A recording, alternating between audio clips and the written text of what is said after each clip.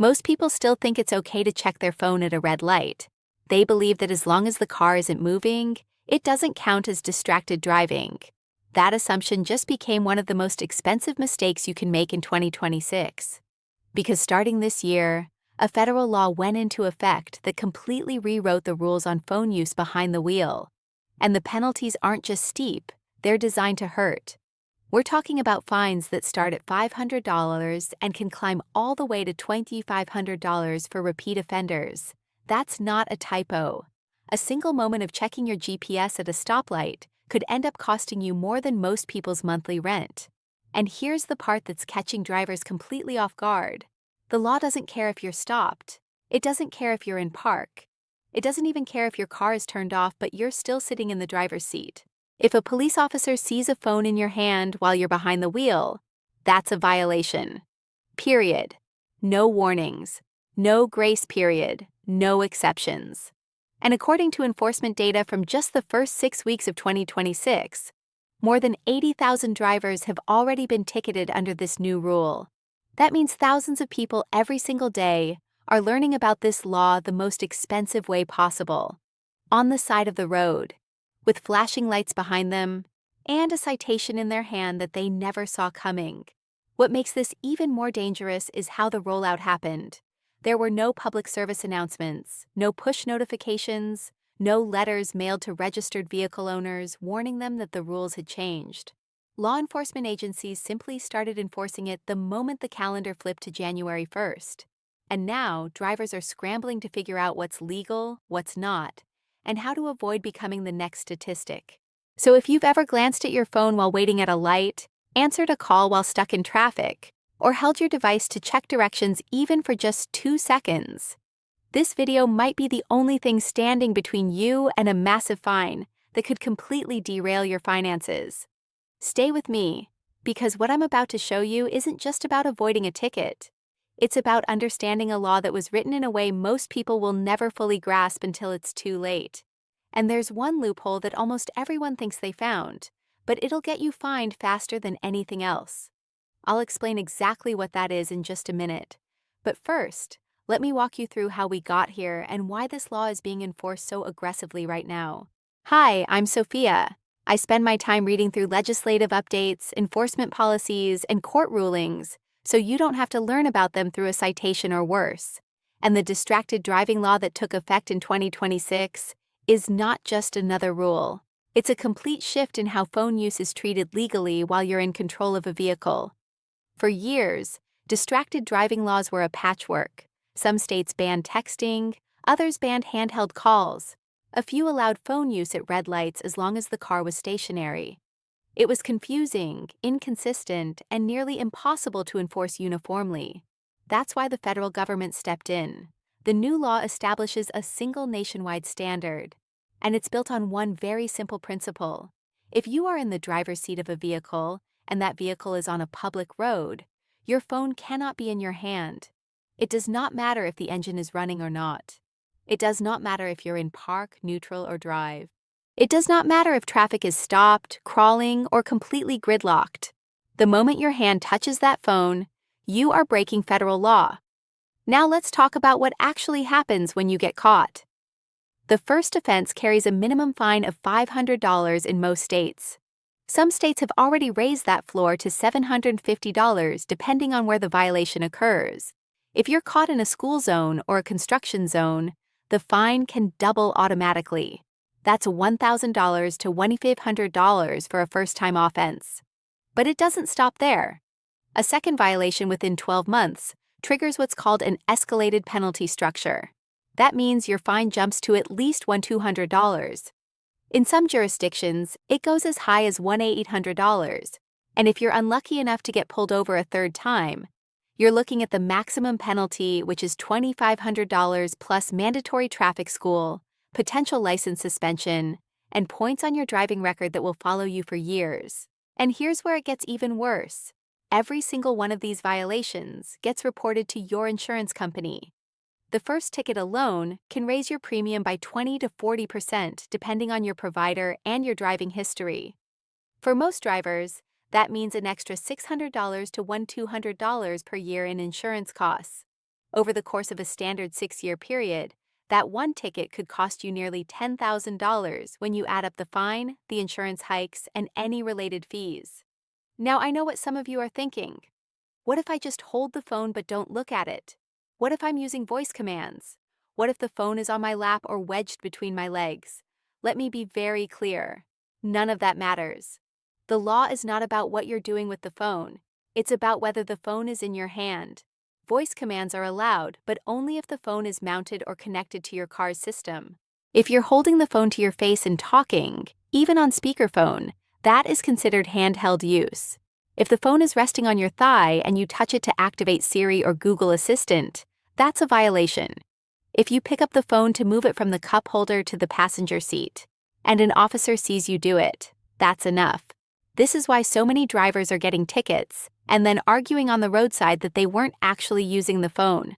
The law doesn't require proof of use. It only requires proof that the device was in your hand, and officers are trained to document that the moment they see it. One more thing that's critically important.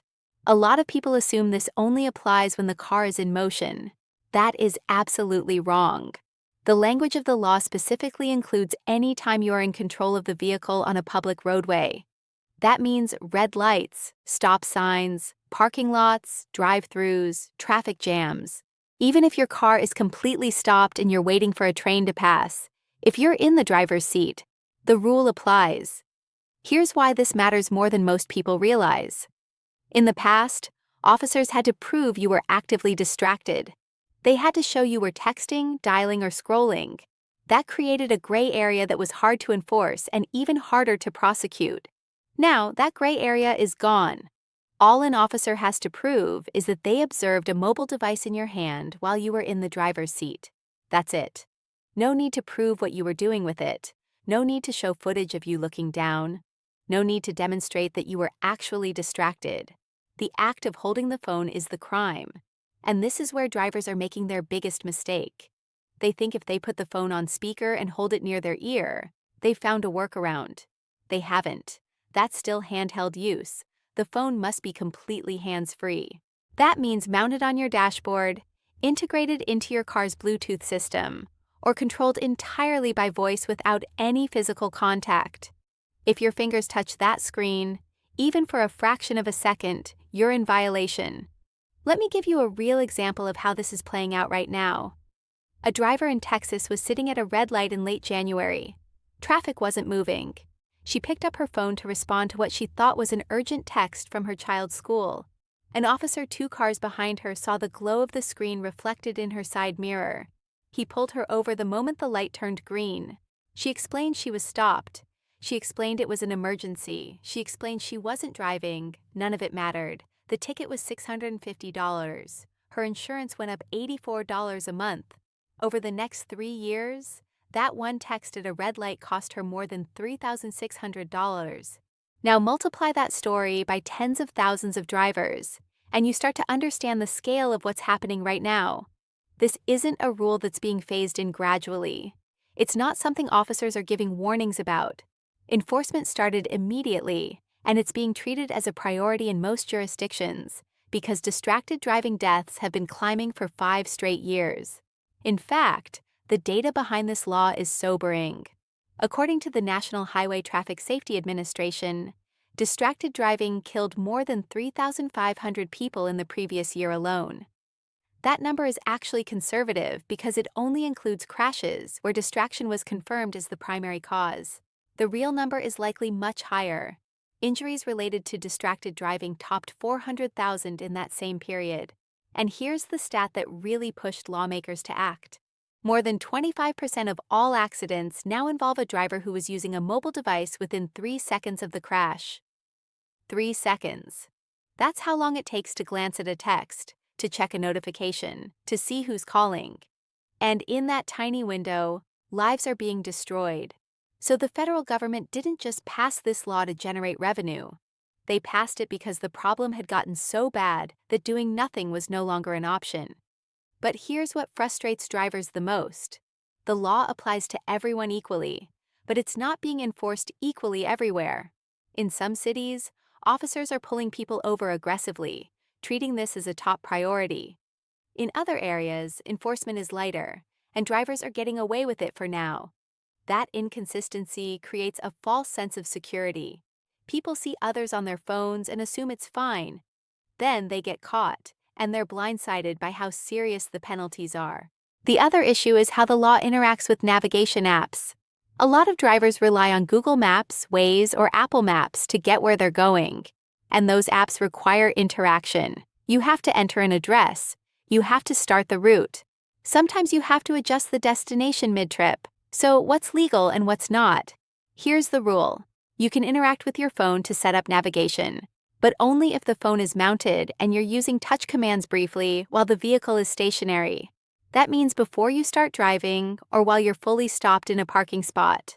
Once you're on the road, even if you're stopped at a light, you cannot touch the phone. If you need to change your destination, you have to pull over completely, put the car in park, and then make the adjustment. You cannot do it from the driver's seat while on a public roadway, even if the car isn't moving. A lot of drivers didn't realize that distinction, and it's costing them. Because officers are watching for exactly this behavior. They see someone's hand move toward a mounted phone at a red light, and that's enough to initiate a stop. Even if you're just tapping to see how much longer the drive will take, that counts as interaction. And interaction means violation. Now let's talk about the loophole that everyone thinks exists but actually doesn't. Some people believe that if the phone is in a cup holder or a center console and they're not actively holding it, they're safe. Not true. If you reach for that phone while the car is on a road, even to move it or hand it to a passenger, that moment of contact is enough. I've seen cases where drivers were ticketed for picking up a phone to give it to someone in the back seat. The officer's argument was simple. The phone was in your hand. You were in the driver's seat. The car was on a public road. That's a violation. It doesn't matter that you weren't using it for yourself. The law doesn't include an exception for passing a device to another person. Another supposed loophole is using the phone while the car is in park but still on the roadway. Maybe you're stuck in heavy traffic and you throw the car into park to wait. Some drivers think that means they can use their phone freely. Wrong again. As long as you're on a public road, the restriction applies regardless of what gear you're in. The only way to legally use your phone handheld is to fully exit the roadway, pull into a parking lot or safe area, and come to a complete stop off the street. Then and only then are you clear to pick up your device. Here's another scenario that's tripping people up. You're at a drive-thru. You're waiting to order. Your car is stopped, engine idling. You pick up your phone to check a message. Technically, you're still on private property that's accessible to the public, and in most states, that counts as a roadway under this law. Drivers are being ticketed in drive-thrus, parking garages, and even gas station lots. If there's any chance another vehicle could be moving in that space, it's considered a roadway, and the law applies. Even if your car is completely stopped and you're waiting for a train to pass, if you're in the driver's seat, the rule applies. So what can you actually do to protect yourself? The solution is simpler than most people think, but it requires a shift in habits that a lot of drivers aren't willing to make. First, invest in a quality phone mount. This isn't optional anymore. It's essential. A good dashboard or vent mount costs anywhere from $15 to $40. Compare that to a $500 ticket, and the choice becomes obvious. Once your phone is mounted, you can use voice commands for everything: calls, texts, navigation, music. All of it can be done without ever touching the device. Siri, Google Assistant, and Alexa are all fully legal as long as your hands stay on the wheel. If your car has built-in Bluetooth or Apple CarPlay, even better. Use it. These systems were designed specifically to keep you compliant with laws like this. They let you control your phone entirely through your steering wheel or dashboard screen, which means your mobile device never has to be touched. But here's the part people struggle with. You have to set everything up before you start driving. That means entering your destination, queuing your playlist, and making sure your phone is mounted and connected before you leave your driveway. If you wait until you're on the road, you're already at risk. I know that sounds inconvenient. I know it feels like overkill, but consider the alternative. One moment of impatience, one quick glance at a notification, one impulsive grab for your phone at a stoplight, and you could be looking at a ticket that costs more than most people make in a week. It's just not worth it. Now let's talk about what happens if you do get pulled over. This is important because how you handle the situation can make a significant difference in whether that ticket sticks or gets reduced. First, do not argue with the officer about whether you were actually using the phone. That's not the legal standard anymore. If they saw it in your hand, the violation occurred. Arguing about it will not change their mind, and it could make things worse. Second, be polite and cooperative. Answer questions honestly, but don't volunteer information. If the officer asks if you were on your phone, you can say you'd prefer not to answer without legal advice. You're not required to incriminate yourself. Third, take note of everything: where you were, what time it was, what the traffic conditions were like, whether your phone was mounted or in your hand. If you believe the stop was unjustified, you'll need those details later. Fourth, don't sign anything that admits guilt. In most states, signing a ticket is not an admission. It's just an acknowledgement that you received it. But read it carefully before you sign. And finally, if you get a ticket, don't just pay it and move on. Paying the fine is an automatic admission of guilt, and that violation goes on your record permanently. It also gets reported to your insurance company immediately. Instead, consider contesting it.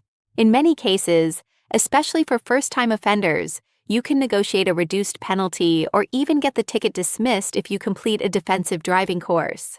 Some jurisdictions offer diversion programs specifically for distracted driving violations.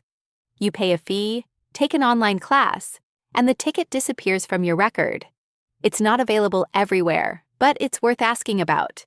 If you go to court, bring evidence. If your phone has a screen time log or usage data, pull it. If you can prove the phone wasn't being used at the time of the stop, that can help your case. If you have a dash cam that shows your hands were on the wheel, bring that footage. The more documentation you have, the better your chances. But here's the reality. Most drivers won't fight it. They'll pay the fine, accept the points, and deal with the insurance increase because they don't think they have any other option. And that's exactly what the system is counting on. Now, I want to address something that's been circulating on social media. There are videos and posts claiming you can refuse to show your phone to an officer during a traffic stop, and that refusal protects you from being ticketed. That is dangerously wrong. An officer does not need to physically inspect your phone to issue a citation.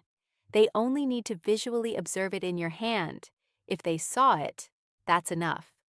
Refusing to hand over your phone doesn't erase what they already witnessed. In fact, being uncooperative can escalate the situation and lead to additional charges. So don't follow that advice. It will not help you. Another myth that's spreading is that if you're using your phone for an emergency, the law doesn't apply. Technically, some states do have emergency exemptions, but they're extremely narrow. Calling 911 is usually protected. Reporting a crime in progress might be protected. But texting your spouse about a family issue? Not an emergency. Calling your boss because you're running late? Not an emergency.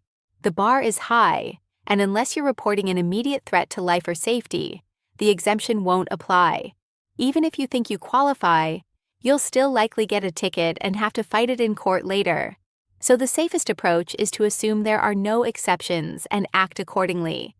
Let me also address something that affects a specific group of drivers who are getting hit especially hard by this law: rideshare and delivery drivers. If you drive for Uber, Lyft, DoorDash, Instacart, or any other gig platform, you're at massive risk right now. Your job requires constant phone interaction. You have to accept rides, follow GPS, communicate with customers, and mark deliveries complete. All of that involves touching your phone. And all of that is now illegal if you do it while on the road. Some drivers are trying to get around this by mounting their phones and using voice commands.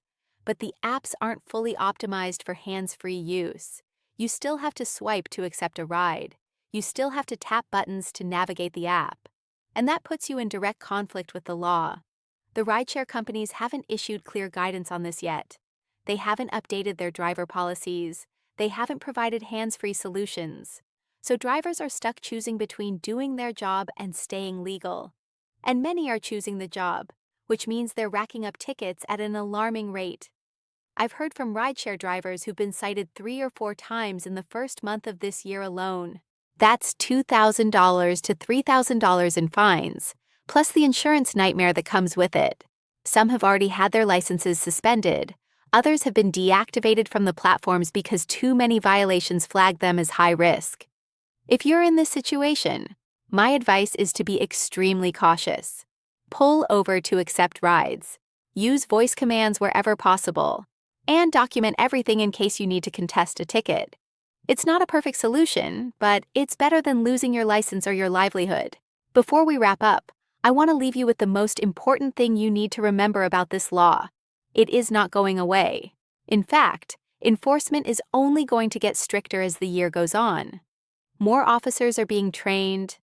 More patrol units are being deployed specifically to watch for distracted driving. And more technology is being used to catch violations, including cameras that can detect phone use from a distance. This is the new normal.